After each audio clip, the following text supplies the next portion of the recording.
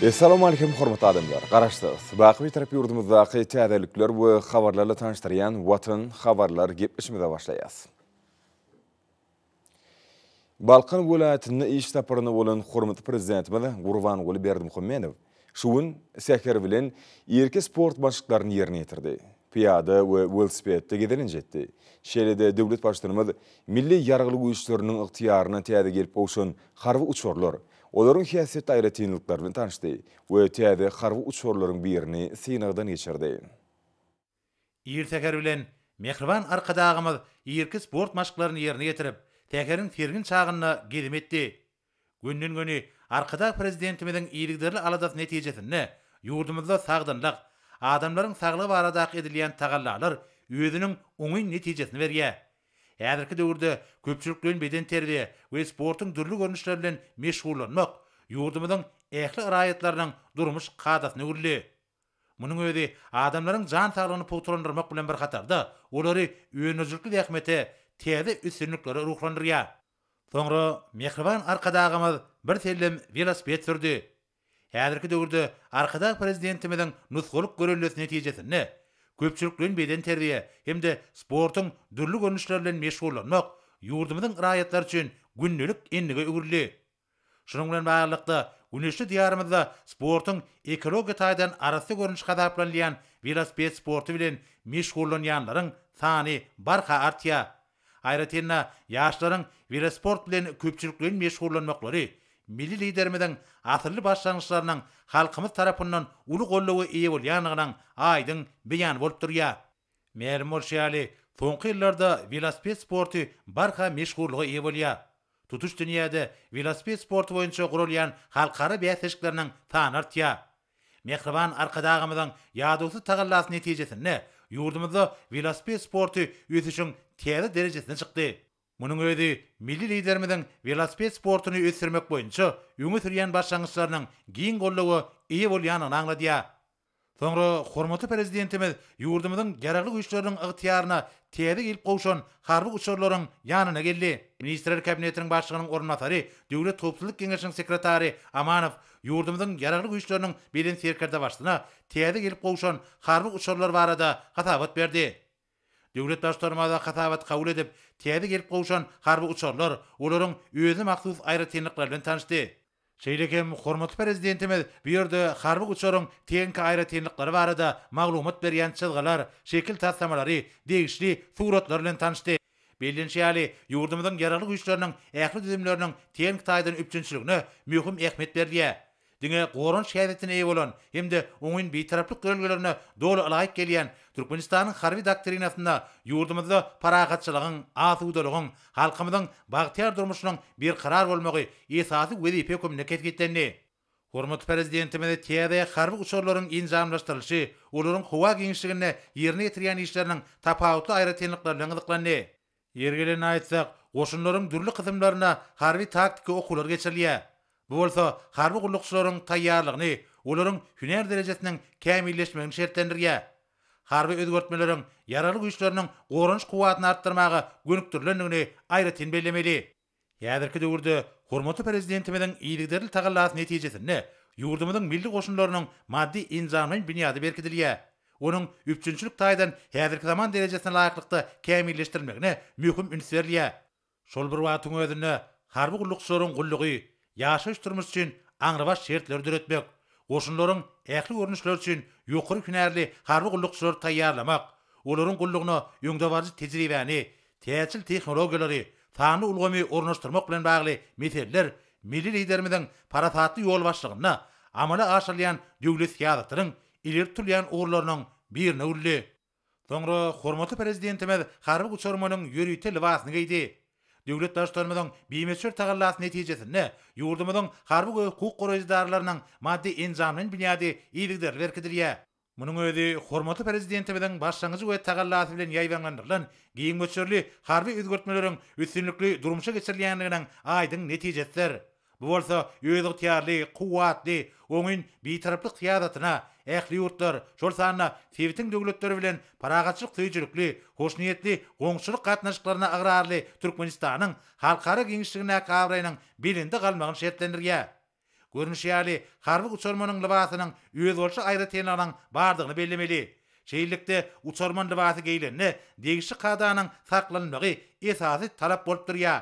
Döwlet başlarymyza harby libasyny kesgitlenlen düzgüne laýyklykda geýinni.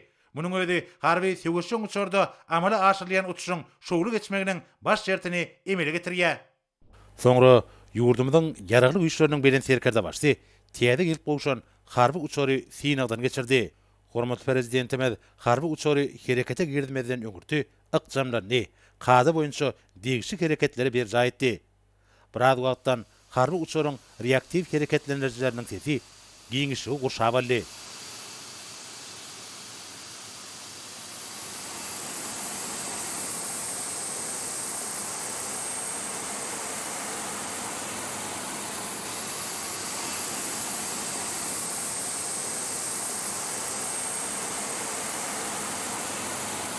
Asalymdan sesen şal tutýan harby uçur asmana göterildi.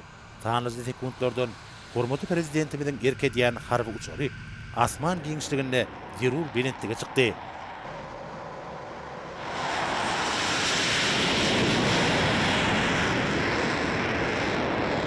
Tiýede gelip bolşan harby uçury howa giňişligini howa hüjümünden goramak, howada degişi aňtawy alyp barmak, Uryer goşunlarynyň hereketini howadan gollamak üçin niýetlenenler. Ýa-da döwürde ýurdumyzyň ýaragly güýçleriniň bilen serkarda başlaryň ýol başlygyna üstünlikli durmuşa geçirilýän we gorun şähertine eýe bolan harby doktrina ýurdumyzda parahat, asudy durmuşyň ygtybarly kepil bolup durýar.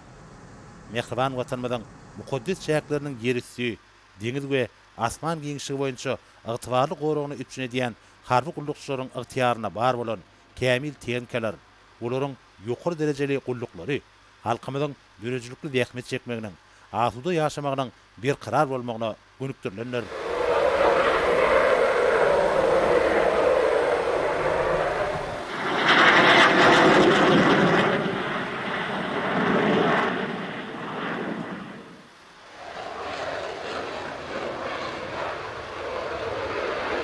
Görüşmedi hormatly prezidentimiziň erkedýän harby uçury asman giňişliginde bir näçe öwrüm etdi.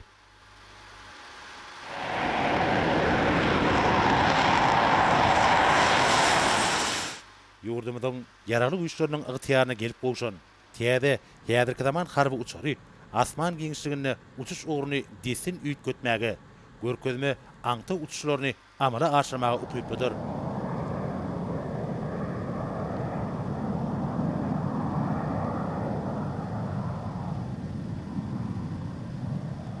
Bolsa uçuryň daglyk, çöllük ýerlerde deňiz giňişliginiň ýokarsyna howadan güdüwçi etmek üçin niýetlenen görkezýär.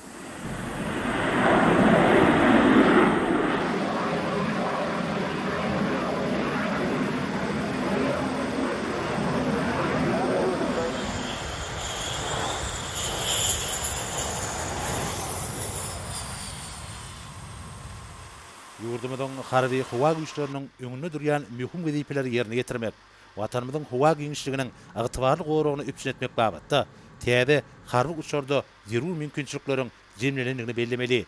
Häzirki zaman ýokary güýçlendirilen hereketlendirjilerden enjamlaşdyrylan bu uçur harby uçurmanlary taýýarlamak üçin söwüşüň uçuşlaryny amala aşyrmakda da ähmiýetlidir.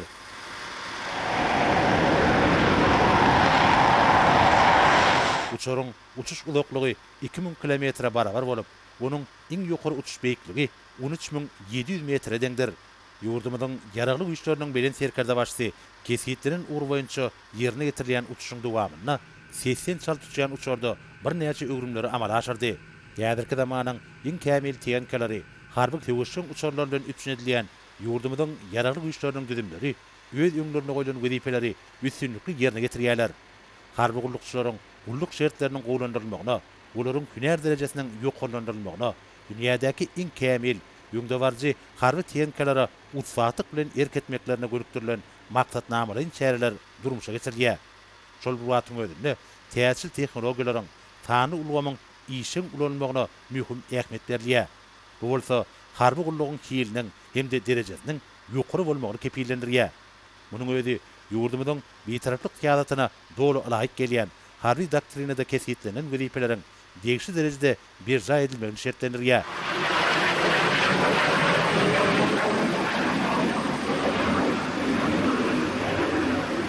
Şondan baglanykda häzirki zaman harby tehnikaları, süwüşüň uçurlary, eskerleriň hemde serkerdeleriň harby gulluklaryna netijeli peýdaranylýar.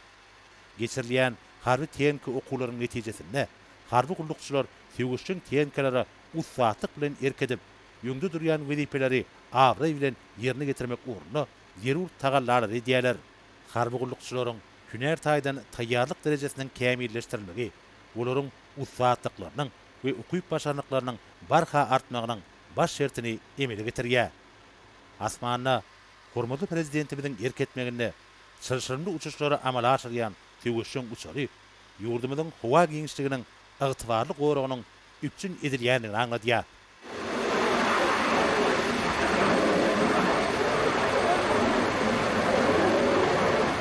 Bu görnüşler Mehriban Arkadağymyň tagallasy bilen ýurdumyzyň awadançylygy, asudylyk ugruna edilýän aladanyň uly ýaşlyklara beslenýändigini aňladýar. Täze harby uçurda tine uçuşyny amala aşyran hormatly prezidentimiz süwüşüň tehnikany gonnurdy.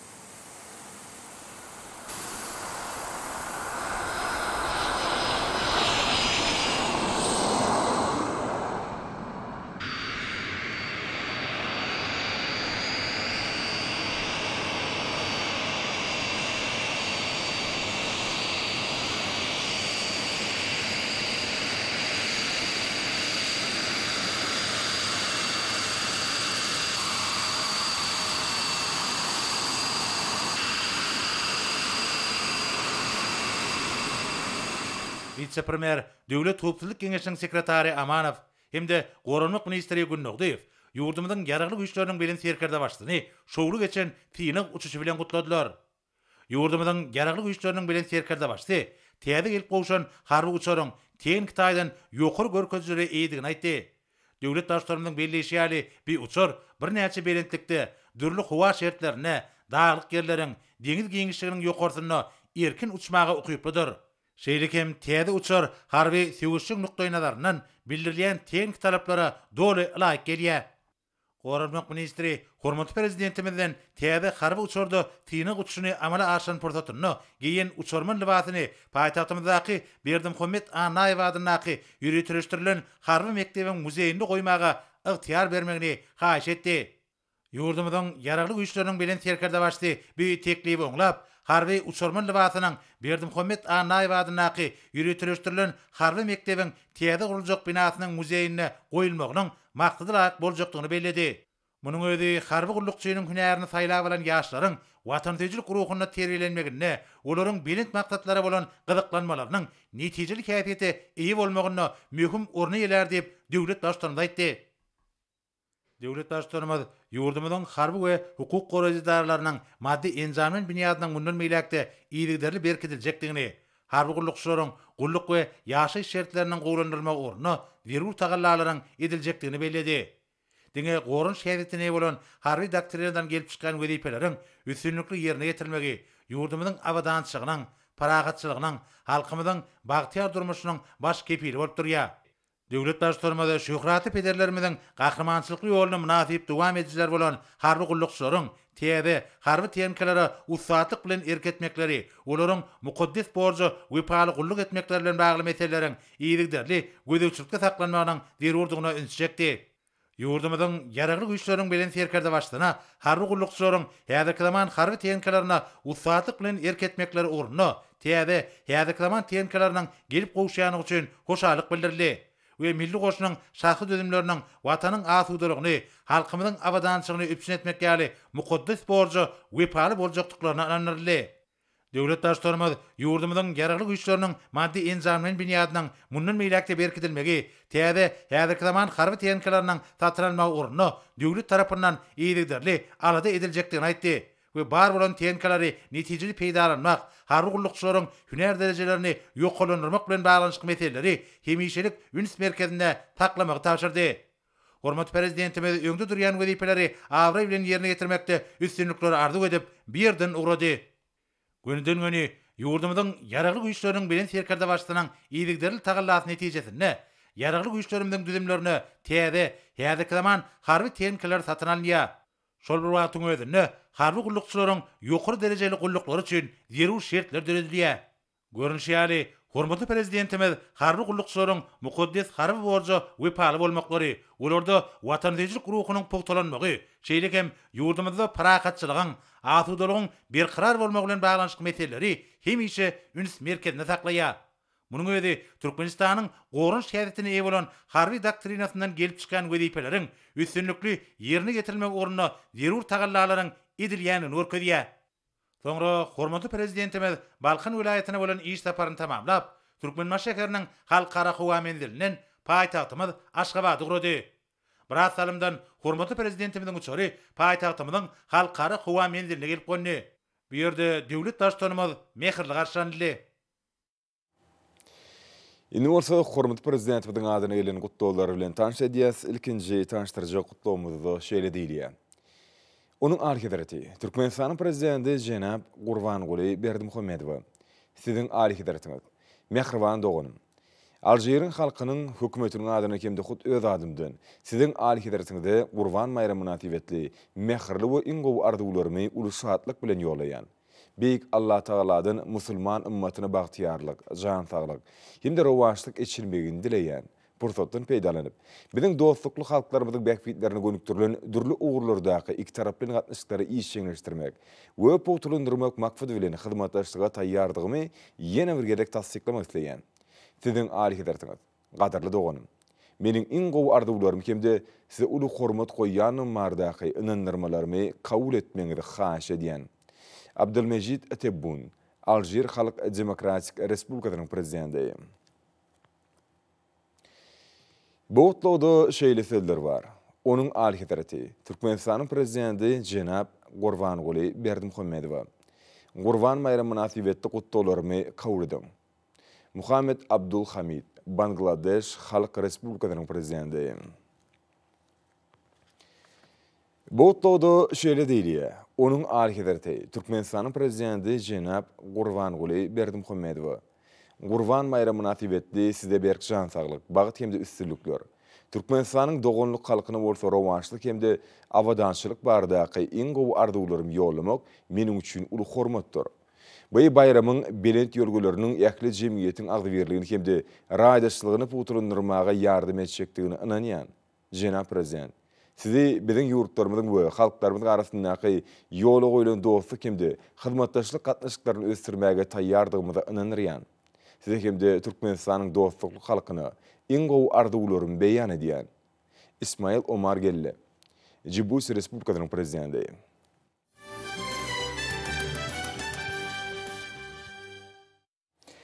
Garaşdyk. Baky tarap Türkmenistan döwletimizi hormatly prezidentimiziň parasat ýolbaşçylygyny alınıp barlayan işler berqarar döwletimiziň bagtyarlyk döwrüne münasip ýolgular bilen üstünlikleri wanşanýar. Munyň şeýledigini hepdeň dowamyndaky wakalarym tutuş aýdynlygy bilen tasdiklaýar. 26 iyulda hormatly prezidentimiz sanly ulgam arkaly iş maslahatyny geçirdi. Oňa ministrler kabinetiniň başlygynyň owetanagy toplumuna gödekçi diýen ornatary hem de vilayatleriň häkimleri gatnaşdylar. İş maslahatynda gowçanyň bol hatyryny ösürip ýetişdirmek bilen bagly mögümden obagçylyk işleriniň alınıp barlyşy, şanly garaşdyrlygymyzyň 30 ýyllyk bayramyna görülen taýýarlyk bilen baglanşykly meselelere garaldy. İş maslahatyna gatnaşykçylary alınıp barlayan işler barada, ekrançyk meýdanlary barada maglumat berýän karta boýunça hatabatlar berdiler. Hormatly prezidentimiz Goçanyň ýokary hatyryny ýetişdirmek uğruna ekin meýdanlaryna ýyda işleriniň agrotehnikanyň kadaryna laýyklykda öz wagtyna geçirilmeligine ünsüçekdi. Milli liderimiz hatarara bejergi işleriniň ýokary hili geçirilmeginiň mineral dökümlerini iýmitlendirmek, ötüş suwuny tutmak, Goçanyň uzuny çyrpmak bilen baglanyşyk meseleleriň ýygyderli gözegçilikde taklanmalygyny aýtdy. Şeýlekem hormatly prezidentimiz biokerhanalaryň netijeli işini ýola goýmak babatda bir neçe tawşyklar berdi. Şonuň ýaly döwlet başlarymyz güýzlük göýek we beýleki owakçylyk ekinläriniň ekişiniň agrotehnik möhletde geçirilmeginiň gant şugundury ekilen meýdanlarda alınıp bolýan ýyda işleriniň agrotehnik taraplara alaýyk gelmegini üpçün etmegiň möhüm talap bolup durýanyny aýratyn beledi. Hormatly prezidentimiz ekrançyk meýdanlaryna ýyda işlerine ulanýan owakçylyk tehnikalarynyň hemde gurallarynyň dowru güýjüne iş edilmeginiň geljek gelen hasyl üçin buğday ekiljek meýdanlarda sürüm we tekediş işleriniň bellenlen möhletlerde ýokary hili geçirilmeginiň möhüm talapdygyny beledi. Buğday ekişine ulanjak owakçylyk tehnikalary hemde gurallary ekiş üçin zerur tohumlar mögüzüme dowru taýýar edilmeliler. Şeýlekem güýzlük yer almanyň göýek we beýleki owakçylyk ekinläriniň ekişiniň öz wagtyna talaba laýyk tamamlanmagy üçin zerur çäreler görülmelidir. Ýurdumyzda 2019-2025 ýyllarda durumçy ykdysadyň ösürmek maksatnamasyndan hemde o milli maksatnamasyndan gelip çykan wezipelere laýyklykda şu üçin meýilleşdirilen ähli işleriň öz wagtyna we ýokary hilli ýerine getirilmegine bir gözegçilik edilmelidir diýip döwlet başçylygy aýtdy. Hormatly prezidentimiz watanymyzyň garaşsyzlygynyň şanyny 30 ýyllyk münasibetli ulanmaga berilmeli meýilleşdirilen dürli maksatly edeskalaryň gurulşygyna alınıp bolýan işleriň bir gözegçilikde saklanmalygyny beledi hemde bu babatda bir näçe görkezmeler berdi.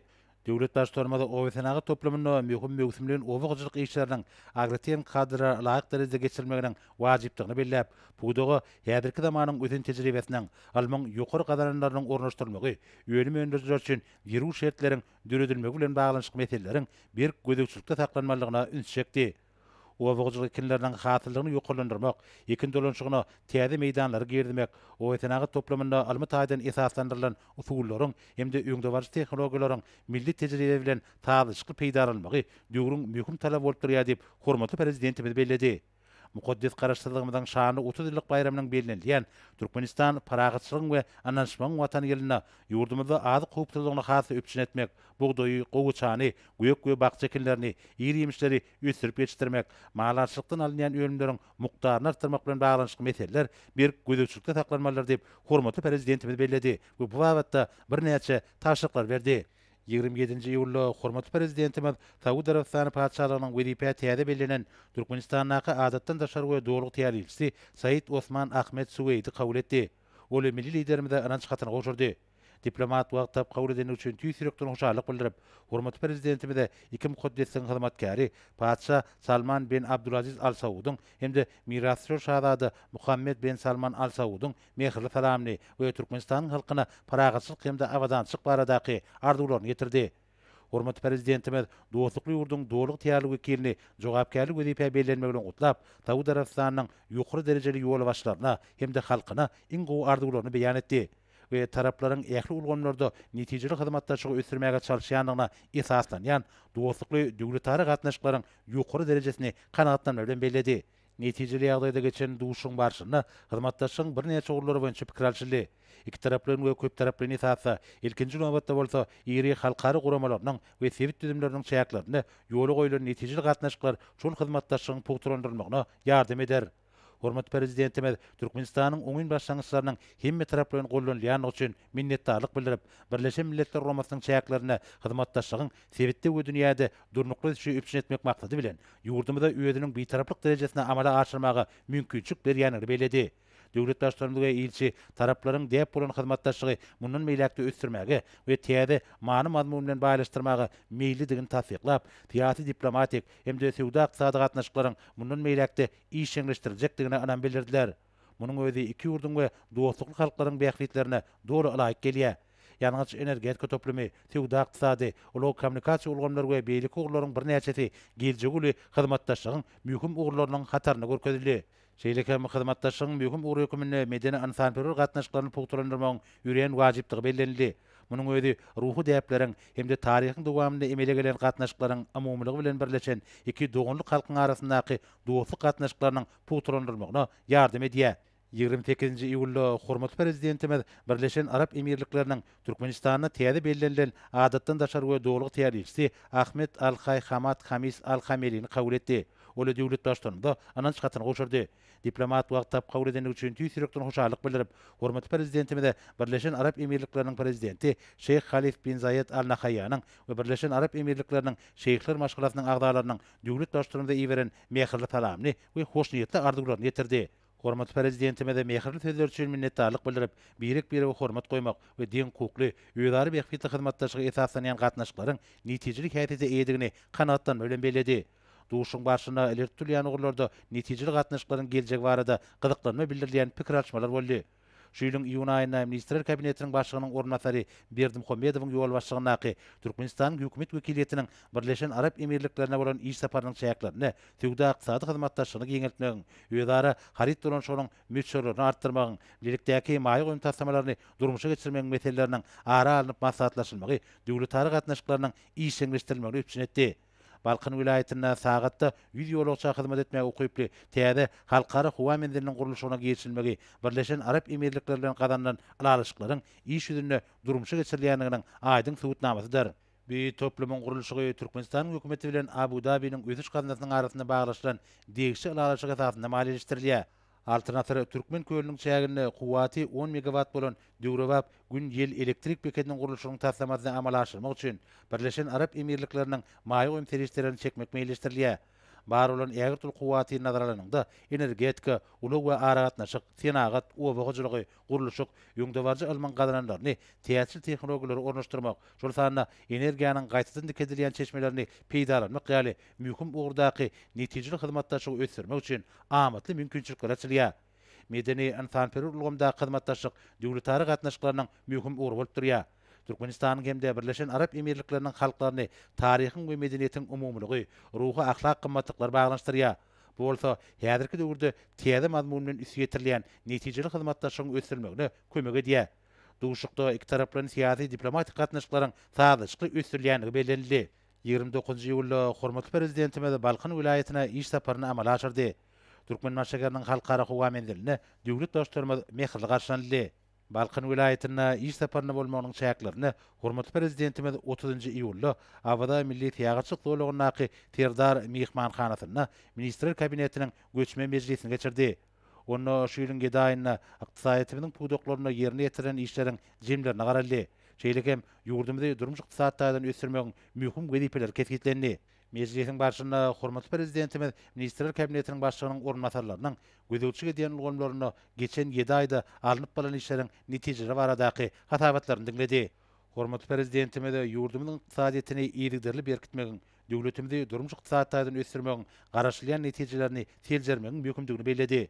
Döwlet başçylarymyz şeýlekem geljek ýylyň döwlet büdjeti boýunça teklipler taýýarlap, Ministrler Kabinetine hödürlemegi tapşyrdy. Dünýä ykdysadyýetine bolup geçýän yaramaz ýagdaýlaryň ýurdumyzyň ykdysadyýetine getirýän täsirini gysga we orta möhletde adaltmaga mümkinçilik berjek çäreleri amala aşyrmak boýunça işleri dowam etmek babatda degişli görkezmeler berdi. Hormatly prezidentimiz soňky ýyllarda okunly öýçe eýe bolýan türkmen-ýapon gatnaşyklary barada aýdyp, dürli derejelerde ýola goýulan ýerigderli gepleşikleriň mundan meýlekde netijeli hyzmatdaşlygy ösürmek üçin ygtybarly binýat bolup durýanyny bellädi. Tüwde ykdysady gatnaşyklary işleňleşdirmek iki taraplaryň hyzmatdaşlygyň ilertülýän ugurlarynyň biridir. Birlikdäki tagallalar netijesinde häzirki wagtda döwletary ykdysady hyzmatdaşlyk strategiki, durnukly hemde uluk möhletliň käseti eýe boldy diýip hormatly prezidentimiz aýtdy. Döwlet başçylarymyz gol çekilen resmi namalaryň mühimdigi barada aýdyp, bir resmi namalarda belgilenen işleriň öz wagtyny ýerle ýetirişine bir gözegçilik etmegi tapşyrdy. Hormatly prezidentimiz neft-gaz senagatyny mundan meýlekde ýerigderli ösürmek, ony döwrüň taraplaryna laýyk getirmek wezipelerini üstçekdi. Pudogyň öýrimçilik we almatyýanky kuwatynyň putrandyrmagy, ýurdumyzyň ýanyş energetika toplamynyň dünýä meşhurynäki beýteşke ukyplygyny ýokalandyrmaga ýardam etmeliler. Onun watanymyzyň durmuş ykdysady ösüşine talamly goşut goşmagyny üpçün etmeliler diýip döwlet başçylarymyz bellädi. Meclisiň başçylygyna hormatly prezidentimiz daşary ýurtlardan getirilýän haritlaryň orny tutýan öňümleri, özümizi öndürýän kiçi, orta we iri telekeçilik kärhanalaryny gurmagyň maksatnamasyny durmuşa geçirmegi şartlandyrmagy tapşyrdy. Döwlet başçylarymyz şonuň ýalyda ýurdumyzda alınıp bolýan gurulşyklaryň ýagdaýyny seljermegi tapşyrdy. Bellenşýäli häzirçe dürli desgalar gurmak boýunça üren köp çäreler kabul edildi. Şoňa görä her bir deskanyň ýagdaýyny hemme taraplaryn seljermekleri urdur. Hormatly prezidentimiz şonuň ýaly hem 2020-nji ýyl üçin maýy goý maksatnamasyny taýýarlap başlamagyň zeri urdugyna ünsçekdi. Döwlet başlarymyzy alınıp barmaly guruluşlaryň beçberi boýunça üren ul wezipeleriň durýanyny aýdyp, guruluşyk senagatyny ösürmegi dowam etmegiň, guruluşyk toplumynyň talaplaryny doly meçberde öpçün etmek üçin täze önümhanalary we kärhanlary gurup, önümçiň kuwatyny taýdaşyk artdyrmagyň wajypdygyny belledi. Hormatly prezidentimizden möhüm mögsüm bolan paýta ýygymyna düýpli taýýarlyk görülmeligine, göýük bakça önümlerini, ýeralmany we beýleki owgadyk önümlerini bolelin öndürmek üçin ekin meýdanlarynyň geňeldilmeligine, şol önümleriň öndürilýän mukdaryny artdyryp, daşary ýurtlardan getirilýän meçhörüniň azaldylmalygyna üns çekip, bu wagtda anyk tapşyklar berdi. Döwlet başlarymyz Hazar deňiziniň ekologiýa taýdan awadançylygyny saklamagyň zerurdygyny belläp, deňiziň ösümlik we haýwanat dünýäsini goramagyň, ýurdumyzyň döwlet siýasatynyň ileri turýan ugurlarynyň birdigini belledi we Hazar deňiziniň gününe bagşlanlan almy amaly maslahatyň ýokary guramaçyk derejesini üpçün etmegi tapşyrdy. Hormatly prezidentimiz bilim, alam, saglyk goraşy we sport ýaly uly durmuş ähmiýetli ulgamlary ýygyrly ösürmegiň zerurdygyny belledi. Ýurdumyzyň geljegi türkmen halkynyň bagtyar we awadan durmuşy bu ulgamlaryň öziş derejesine günüden-güne baglydyr. Meclisiň başynda hormatly prezidentimiz täze okuw ýylyna talaba laýyk taýýarlyk görmegi üpçün etmegiň möhümdigine üns çekdi. Hormatly prezidentimiz durmuş ugurly döwlet siýasatynyň möhüm ansanperwer ugur hökümini medeniýet ulgamyny mundan meýläkde ösürmegiň ähmiýetini belläp bir näçe tapşyklar berdi.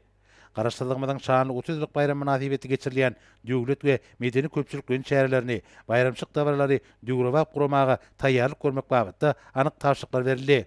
Hormatly prezidentimiz medeniýet idaralaryna sanyl ulgamy ornaşdyrmak boýunça işleri işçileşdirmegiň hemde elektron biletleri we gasabalyş kartlaryny giýdirmek boýunça zerur çäreler görmegiň wajypdygyny belledi. Hormatly prezidentimiz koronavirus ýokanjynyň ýaýramana garşy görüş çäreleriniň çäklerini bütün dünýäde giýdilen çäklendirmeler sebäpli agentlikleriň maliýe taýdan üpçünçligine bir gödökçü etmegiň zerurdygyny belledi. Meclisiň başynda hormatly prezidentimiz şeýlekem ýurdumyzyň durmuşynda möhüm ähmiýeti bolan şanly tenäni münasip garşylamak, bayramçyk münasibetli dawraly harby ýürüşiň ýokary guramaçyk derejesine üpçün etmek meselelerine hemme taraplyny esasy taýýarlyk görülmeligini belledi.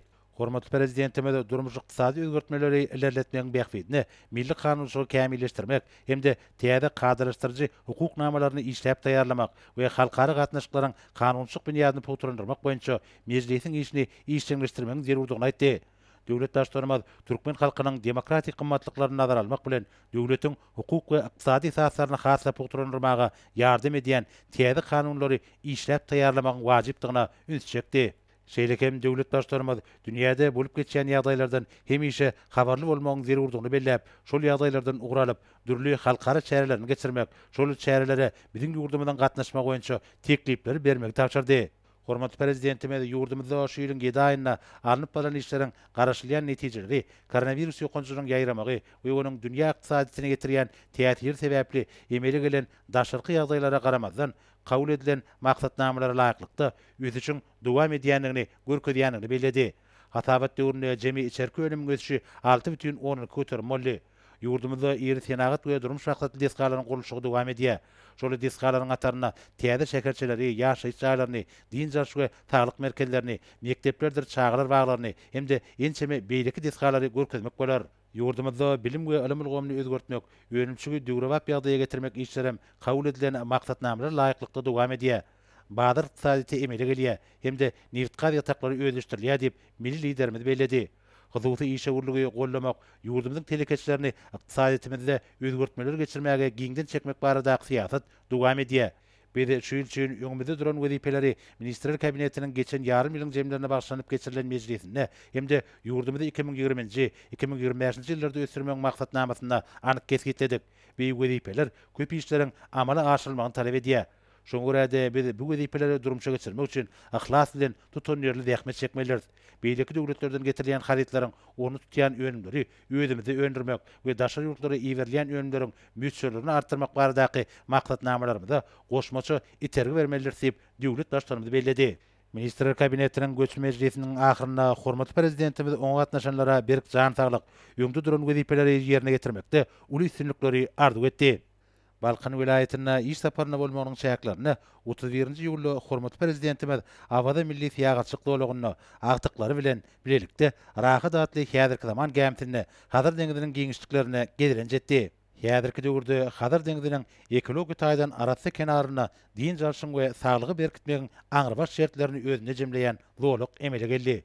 Bu kunjokda wagtyny peýdalyk hemde gyzykly geçirmek, saglygyny berkitmek, şeýlekem maşgaly bolup din jalmak üçin berýän şertler bar. Din jarşy dowlagyny häzirki zaman talaplarına laýyk derejede enjamlaşdyrylan döwre wapşy paýhanalar, sport we din jarşy merkezleri, dürli attraksionlary özüne jemleýän toplumlar, akwaparklar din jalyanlaryň hyzmatyna, aýratynda bu ýerler Awada milli fiýagatçyk dowlagyny din jalyan çağalaryň söýgüli kunjoklaryna urdular. Gämil gedirenjiň dowamyna Mehriban arkadaşymyz agtyklarynyň din jarşy mögüsümini geçirişleri, olaryň meşgullanýan ugurlardan gyzyklandy. Arkadaş prezidentimiziň agtyklary Mehriban watanymyza ajaýyp güzel tebigatymyza bolan buýsunç duýgularyna beslenen täze öwrenen goşularyny okap berdiler. Milli liderimiz agtyklarynyň seper dörejilik bilen meşgullanýanlyklaryna goňýanyny aýdyp, olary gojaman Hazaryň taryhy, bükünjogyň tebigy aýratynlyklary hemde deňiziň ösümlik we haýwanat dünýäsiniň öýdolşulygy barada gurrun berdi. Deňiz giňişligi boýunça ýüzüşi dowam edýän gämeden Awada milli fiýagatçyk dowlagynyň soňky ýyllarda tanalmaz derejede özgüren keşfi hasy gözel görünýär. Ekelen bağ nahallaryndan dören tokoy dowlaklary bükünjogyň ekologiýa derejesiniň ýokary bolmagyny, dowlakda ýakymly howa gurşawynyň emele gelmegini şertlendirýär. Şunun bilen baglykda Hazaryň kenarynaky din jarşy dowlagy halkara ähmetli şäherleriň, iri işegurluk, medeni we sport şäherleriniň geçirilýän merkezine urildi. Şeýlikde bu ýerde ulularyň we çağalaryň wagtlaryny gyzykly hemde peýdaly geçirmekler üçin berýän şertler döredildi. Olardan netijeli peýdalanyp din jarşyň höýdürini görýän adamlaryň üpsün edilen mümkinçilikler üçin Mehriban arkadaşymyzda bolan hoşallyklarynyň çägi ýok. Türkmenistanlylaryň höwet bilen din jalyan ýeri bolan Awada milli fiýagatçyk dowlagy we onuň çäkleri awadançylygyň ýokary amatlygynyň kunjak bolmak bilen ol mihmanlara giňden gujagatýar. Şeýlekem şol gün hormat prezidentimiz Hazaryň kenaryna gurulan köpügürli Awada sport toplumuna gelip, bu ýerde eginleşleri bilen ýurdumyzda sporty ösürmek bilen baglanşykly töhfetdeş boldy. Ma'lum bolýaly, adamyň saglygyny berkitmek, jemgyýetde ilkinji nowbatda bolsa ýaşlaryň arasynda sagdyn durmuş ýerlerini berqarar etmek Türkmenistanda alınıp barýan döwlet ýasatynyň ileri turýan ugurlarynyň biridir. Hormat prezidentimiz köpçüliklerin beden terbiýany we sporty ösürmegiň, ýokary sport netijeleriniň gazanylmagyny höwetlendirmegiň wajypdygy barada aýdyp, ähli puwdoklaryň işgärlerini, aýratynda ýaşlary beden terbiýe sport hereketine işçiň çekmäge gönükdirilen şäherleri durumça geçirmek boýunça bir näçe taşlyklar berdi.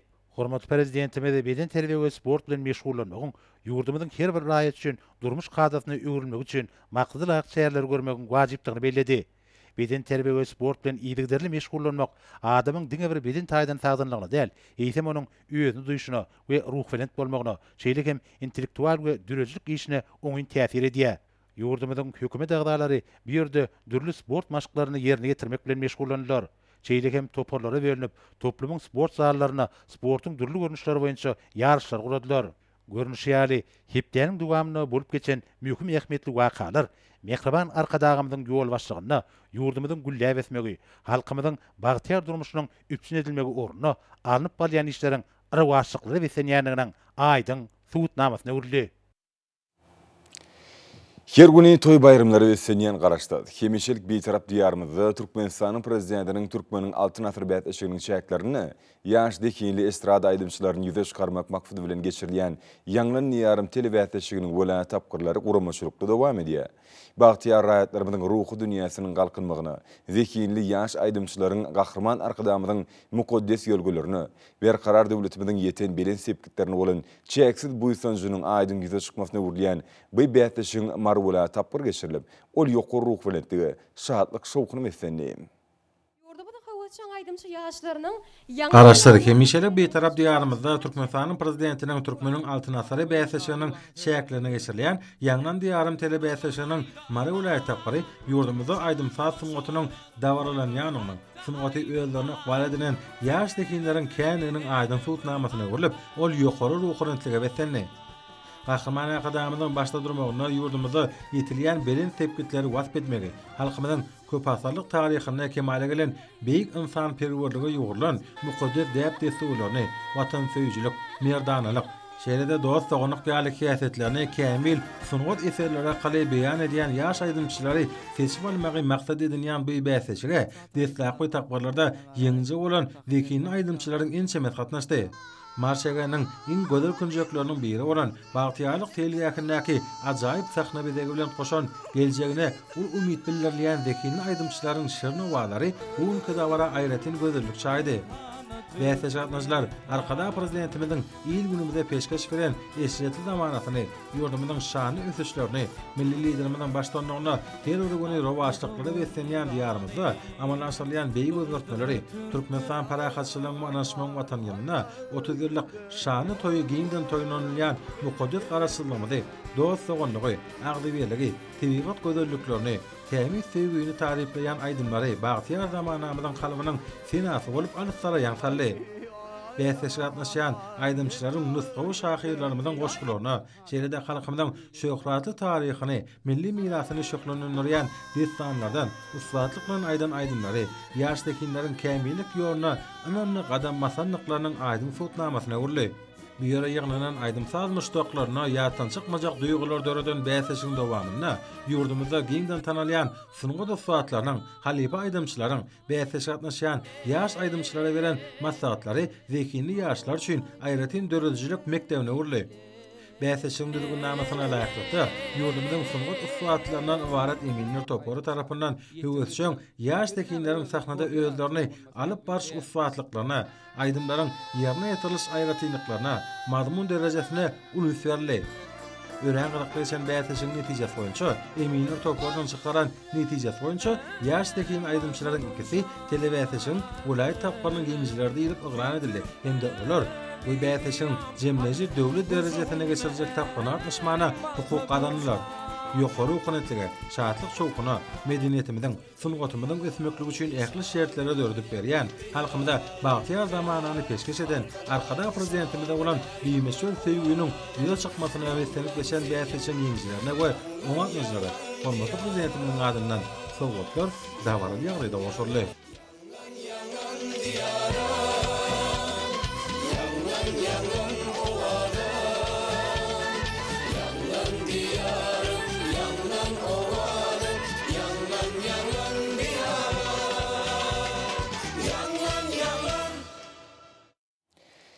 Hormat eleşer, häzir orta gepleşigimizde hepden dowamyna garaşylýan howa barada ýurdumyzyň gidrometeorologiýa barada gullugy tarapyndan taýýarlanan maglumaty siziň dikkatyňyza ýetirýäs. Salam elik ededileşler, hormatly eleşler. Bilşiňiz ýaly türkmenleriň milli ýyly sene namasynyň 3 ýyly dowry dowam edýär. Merhaban adamlar, gelingen bolsa awgust aýynyň 2-sinden awgust aýynyň 8-ne çenni hepden dowamyny ýurdumyzyň welaýetlerine hem de paýtagtymyzda bolmagyna garaşylýan howa maglumaty bilen tanışyp bolalım. Yani gelecek hepdeniň ortasyny ýurdumyz çaýyna gün watardan çyl howa akynyň aralaşmagy netijesinde diýarymyzyň Balkan welaýatyny atkem ýagşyň ýamany, şeýlede howanyň gece temperaturalaryň durnuq ýagdaýda bolmagyna garaşylýar. Hastakygy ýurdumyzyň Balkan welaýatyny üýtgäp duran mutly howa bolup, hepdeniň ortasyny atkem ýagşy ýagar. Ýylarym çakmagy mümkin. Demrat günahtardan teliz sekundda 8-10-dan 17-16 metr ýetýän şamalyň ösmegini hemde howanyň temperaturasynyň geceleri 22-27 gradusdan 30 gradusgacha maýyl, gündizleri 37-40 gradus, welaýatyň Kanariýa etraplaryny 33-38 gradus ysy bolmagyna garaşylýar. Diýarymyň Ahaly welaýatyny az bulutly, hepdeniň ortasyny üýtgäp duran bulutly howa bolup, demrat günahtardan teliz sekundda 7-12-den 10-15 metr ýetýän şamalyň ösmegini hemde howanyň temperaturasynyň geceleri 21-26 gradusdan 29 gradusgacha maýyl, gündizleri 34-39 gradusdan 40 gradusgacha ysy bolmagyna garaşylýar. Ýurdumyzyň Mary welaýatyny atkem bulutly howa bolup, demrat günahtardan teliz sekundda 6-17-den 10-15 metr ýetýän şamalyň ösmegini hemde howanyň temperaturasynyň geceleri 19-24 gradusdan 28 gradusgacha maýyl, gündizleri 34-39 gradusdan 40 gradusgacha ysy bolmagyna garaşylýar. Diýarymyň Lewap welaýatyny atkem bulutly howa bolup, demrat günahtardan teliz sekundda 7-12-den 17-16 metr ýetýän şamalyň ösmegini hemde howanyň temperaturasynyň Gecelerini 19-24 gradusun, 29 gradus seçeni mayıl, gündüzlerini 34-39 gradusun, 40 gradus seçeni ısıval manaraşılar. Yurdumuz daşşadı olaytını adkam rutlu, keptanın birinci yarımını ütkap duran rutlu hova olup, demirat günogurdan teylik skontda 7-12'den 10-15 metre etken şemal oňtmyny hem hawaň temperaturasının gecelerini 20-25 gradusun, 29 gradus seçeni mayıl, gündüzlerini 35-40 gradusun, 40 gradus seçeni ısıval manaraşılar. Paytahtymyz Aşgabatda az bulutly, keptanın ortasyny ütkap duran bulutly hawa bolup, demirat günahtardan teylik sekundda 7-10'ın 10-13 metre etken şemal oňtmyny hem hawaň temperaturasının gecelerini 24-26 gradusun, 29 gradus seçeni mayıl, gündüzlerini 36-38 gradusun, 41 gradus seçeni ısıval manaraşylar. Hormatly ilaçlar, yurdumyzda awgust aýynyň 2-sine magnit gaýdasynyň gowşa gaýdada saklanman araşylar. Mehriban adamlar, siz awgust aýynyň 2-sinden awgust aýynyň 8-ne çenni kepden dowamyny yurdumyň welaýatlaryna hem de paýtagtymyzda bolmagyny araşylan hawa maglumaty bilen tanış bolunuz.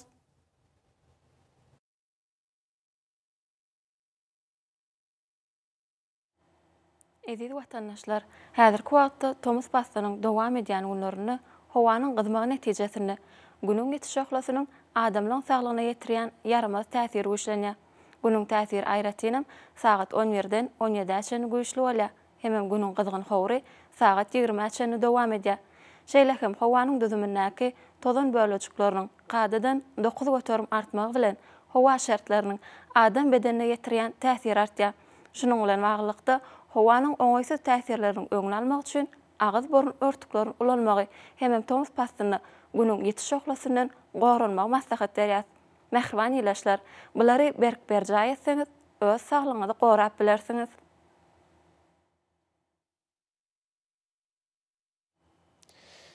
Mehriban adamlar, şunun bilen watan habarlar gepleşimizi jemleýäs. Bir karar döwletimiziň batýarlykda uruny aty watanymyz Türkmenistan ähli wagtlarda tişeretlenýär. Ähli şuň özünde bolsa halkyň behbidi bar. Çünki biziň ýurdumyzda döwlet adam düşünýär. Hoş tabanyňyz bileşler.